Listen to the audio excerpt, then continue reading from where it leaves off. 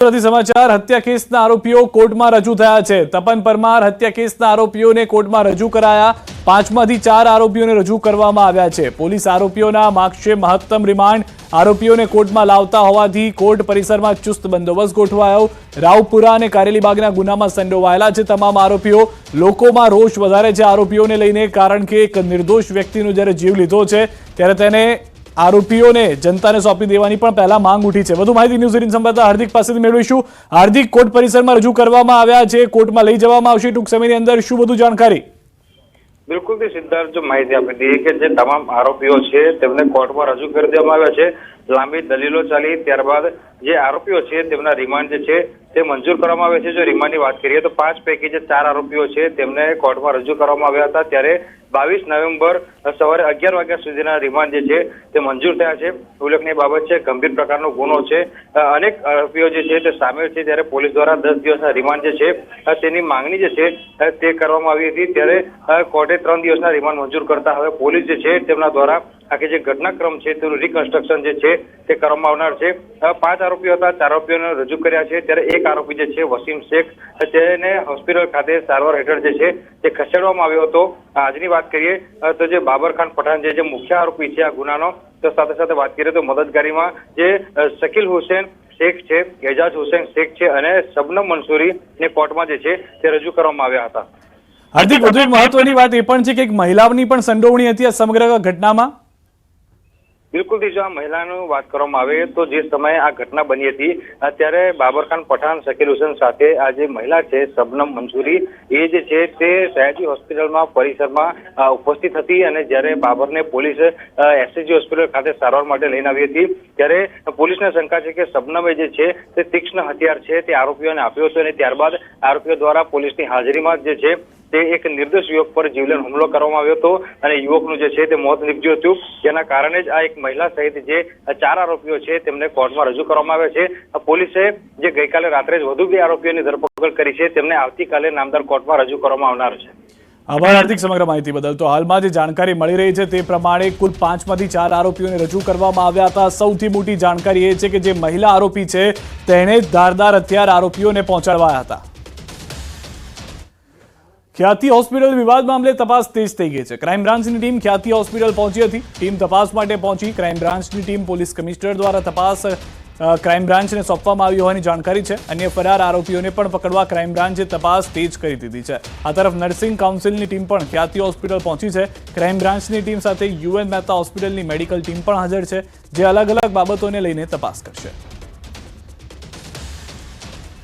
શહેરના બોડેલી વિસ્તારમાં આવેલ જે ખ્યાતિ હોસ્પિટલ છે કે જ્યાં 2 વ્યક્તિઓના મૃત્યુ નિપજ્યા હતા, સમગ્ર ઘટનાની ગંભીરતાને ધ્યાનમાં રાખીને શહેર પોલીસ કમિશનર દ્વારા આ તપાસ છે તે અમદાવાદ ક્રાઇમ બ્રાન્ચને સોંપવામાં આવી છે અને અમદાવાદ ક્રાઇમ બ્રાન્ચ દ્વારા આ તપાસ સંભાળ્યા બાદ આપ જોઈ શકો છો દ્રશ્યની અંદર હાલ ક્રાઇમ બ્રાન્ચની ટીમ છે તે ખ્યાતિ હોસ્પિટલ પહોંચી છે અને અલગ અલગ મુદ્દાઓને લઈને તપાસ કરવામાં આવશે। ખાસ કરીને જે પ્રકારે આ સમગ્ર મામલો સામે આવ્યો હતો, જે મેડિકલ કેમ્પનું આયોજન કરવામાં આવ્યું હતું અને ત્યારબાદ 19 વ્યક્તિઓ છે તેઓને વધુ સારવાર માટે અહીં હોસ્પિટલ પર લાવવામાં આવ્યા હતા, જેમાંથી 2 વ્યક્તિઓ છે તેઓને એન્જિયોપ્લાસ્ટ બાદ મૃત્યુ નિપજ્યા હતા અને તેની જે ઘટનાની ગંભીરતા છે તેને રાજ્ય સરકાર દ્વારા પણ નોંધ લેવામાં આવી હતી અને જે પ્રકારે સમગ્ર કાર્યવાહી કરવામાં આવતી હતી, 3 અલગ અલગ ફરિયાદો નોંધવામાં આવી છે। 5 આરોપીઓ વિરુદ્ધમાં 3 અલગ અલગ ફરિયાદો દાખલ કરવામાં આવી છે અને આ 3 ફરિયાદોની તપાસ છે તે અમદાવાદ ક્રાઇમ બ્રાન્ચ દ્વારા કરવામાં આવી છે। તપાસ સંભાળ્યા બાદ હવે ક્રાઇમ બ્રાન્ચ દ્વારા જે તપાસનો ધમધમાટ છે તે શરૂ કરી દેવામાં આવ્યો છે, કારણ કે હજી સુધીમાં માત્ર એક જ આરોપીની ધરપકડ કરવામાં આવી છે। અન્ય જે 4 આરોપીઓ છે તે ફરાર છે, એટલે આ જે 4 આરોપીઓ છે તે હાલમાં કઈ જગ્યાએ છે, કઈ જગ્યાએ છુપાયા છે। એક આરોપી છે તે વિદેશ હોવાનું પણ સામે આવી રહ્યું છે, એટલે તેની પણ તપાસ કરવામાં આવી રહી છે। એટલે કે પોલીસ દ્વારા આ જે ફરાર આરોપીઓ છે તેને ટેકનિકલ સર્વેલન્સ અને હ્યુમન ઇન્ટેલિજન્સથી પકડવા માટેની જે તજવીજ છે તે હાલમાં પોલીસ દ્વારા શરૂ કરી દેવામાં આવી છે। એટલે ક્રાઇમ બ્રાન્ચ દ્વારા હવે આ સમગ્ર મુદ્દે આગળની તપાસ છે તે સંભાળી લેવામાં આવી છે। કેમેરામેન હિરેન શાહ સાથે ઋત્વિજ સોની, ન્યૂઝ 18 ગુજરાતી, અમદાવાદ। હોસ્પિટલમાં એક પણ દર્દી નથી, કોઈ પણ નર્સિંગ કોલેજ હોય તેને પેરેન્ટલ હોસ્પિટલ 100 બેડની હોવી જોઈએ એવો મેડિકલ કાઉન્સિલ ઓફ ઇન્ડિયા અને ઇન્ડિયન નર્સિંગ કાઉન્સિલનો નિયમ છે। વિદ્યાર્થીઓના પ્રેક્ટિકલનો પ્રશ્ન ઊભો થાય, જેથી ટીમ દ્વારા કોલેજ ખાતે અને હોસ્પિટલ ખાતે તપાસ કરતા હોસ્પિટલ હાલ ખાલી હોય તેથી જનરલ બોર્ડમાં રિપોર્ટ કરવામાં આવશે અને તેને રિપોર્ટ રાજ્ય સરકારને પણ કરવામાં આવશે. મોરબીના ઝુલતા પુલ દુર્ઘટના મામલે તમામ આરોપીઓએ ડિસ્ચાર્જ અરજી કરી છે. જયસુખ પટેલ સહિતના આરોપીઓએ ડિસ્ચાર્જ અરજી કરી છે. મોરબી સેશન્સ કોર્ટમાં તમામ આરોપીઓ દ્વારા ડિસ્ચાર્જ અરજી કરવામાં આવી. નિર્દોષ હોવાનું જણાવી ચાર્જમાંથી મુક્ત કરવા કરાઈ છે અરજી. મહત્વનું છે કે મોત માટે જવાબદાર ગણી કુલ 10 ઇસમો વિરુદ્ધ કરવામાં આવી છે ચાર્જશીટ. આઈપીસી 304 અને 308 કોઈ સામે બનતી નથી, એટલે એમને આ ગુનામાંથી બિન તોમત છોડી મૂકવા જોઈએ, ડિસ્ચાર્જ કરી દેવા જોઈએ, એવી એમની અરજી આજે આવી છે તમામ આરોપીઓ વતી. હવે આ જે અરજીઓ આવી છે દરમિયાન અમારું સૂચિત તોમતનામું નામદાર કોર્ટમાં પેન્ડિંગ છે. હવે ડિસ્ચાર્જ એપ્લિકેશન બધા આરોપીઓ આપી છે તેના વાંધા જવાબ ફાઇલ કરવાના રહેશે, એટલે નામદાર કોર્ટે હજી અમને ડેટ નથી આપી.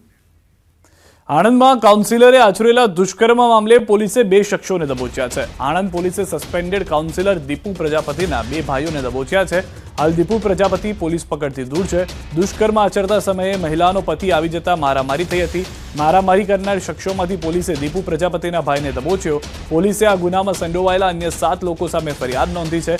ફરાર આરોપીને ઝડપી પાડવા આણંદ પોલીસે ટીમ બનાવી તપાસ હાથ ધરી છે.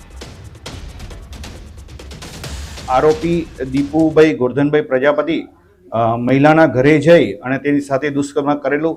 તે દરમિયાન તેના પતિ આવી જતા તેને પકડેલો હતો. ત્યારબાદ આ પોતાના દીપુભાઈ ગોરધનભાઈ પ્રજાપતિએ પોતાના બંને ભાઈઓ તથા અન્ય 7 જેટલા ઈસમોને ભોગ બનનારના ઘરે બોલાવી આ ગુનામાં સંડોવાયેલ આરોપી કમલેશ ગોરધનભાઈ પ્રજાપતિ તથા ભરત ગોરધનભાઈ પ્રજાપતિની ધરપકડ કરવામાં આવેલી છે. મુખ્ય આરોપી હાલ પોલીસની પકડથી દૂર છે. વધુ માહિતી ન્યૂઝ 18 સમાચાર જનક પાસેથી મેળવ્યું છું. જનક, જે દિશામાં તપાસ થઈ રહી છે, હજી મુખ્ય આરોપી ફરાર છે પરંતુ અન્ય લોકોને પકડવામાં આવ્યા છે, વધુ પગેરું મળશે તેનાથી? ચોક્કસ સિદ્ધાર્થ, આ ઘટના આણંદ જિલ્લાના આણંદ શહેરના વોર્ડ નંબર 6 ની છે, જ્યાં ભારતીય જનતા પાર્ટીના નગરપાલિકાના સભ્ય દીપુ પ્રજાપતિ તેની જ વોર્ડની એક મહિલા સાથે દુષ્કર્મ આચર્યું હતું, જબરજસ્તી કરી હતી અને તે જ વખતે તે મહિલાનો પતિ આવી જતા સમગ્ર ઘટના બહાર આવી હતી. આ વખતે મારામારી પણ થઈ હતી, ઉગ્ર બોલાચાલી પણ થઈ હતી.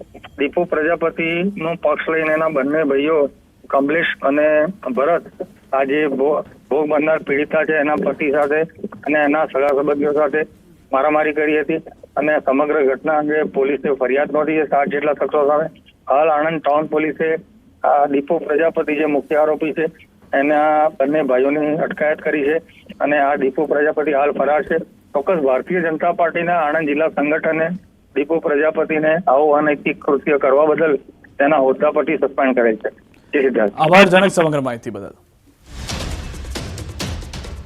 જૂનાગઢ અંબાજીના મહંત તનસુખગીરી બાપુ બ્રહ્મલીન થયા. મહંત તનસુખગીરી બાપુ બ્રહ્મલીન થતા સમાધિ યાત્રા સમયે જ ગાદી માટે વિવાદ શરૂ થયો. ભવનાથના મહંત હરિગીરી ઇન્દ્રા ભારતી બાપુનું જૂથ અને દત્તાત્રેય મંદિરના મહંત મહેશગીરી વચ્ચે વિખવાદ ઉભો થયો. બ્રહ્મલીન તનસુખગીરીના શિષ્ય કિશોરભાઈ અને યોગેશભાઈએ મોટો આક્ષેપ કર્યો. મહેશગીરીએ હોસ્પિટલમાં સહી સિક્કા કરાવ્યા હોવાનો આક્ષેપ કરવામાં આવ્યો. અમે હોસ્પિટલમાં હતા ત્યારે મહેશગીરી તેમના સાગરીતો હતા, આવ્યા હતા ત્યાં અને જબરદસ્તી આઈસીયુ રૂમમાં ઘરી ગયા. हमारा गुरुजी तनसुखगिरी महाराज ऐसे बेबस पड़े थे तो इनके सब अंगूठे ले लिए, कोमा में थे. यहाँ योगेश भाई आए और मेरे को बताया कि नीचे कुछ गड़बड़ हो रहा है, आप फौरन आइए. આ ઘટના બની છે અને એ હજી અમે બેસી કરીને એના ઉપર એકદમ મંથન કરશું અમે કે શું ઘટના છે, સત્ય છે કે નથી કે શું છે, એ પછી અમે જોશું. તો કિશોરભાઈ અને યોગેશભાઈના આક્ષેપ વચ્ચે મહેશગીરી બાપુએ પ્રતિક્રિયા આપી. તેમણે કહ્યું કે મને તનસુખગીરી બાપુએ ધ્યાન રાખવાનું કહ્યું હતું. સહી સિક્કા ડોક્ટર અને વકીલની સાક્ષીમાં કરાવેલ છે. બધા રેકોર્ડ ટૂંક સમયમાં મીડિયા સમક્ષ રાખીશ.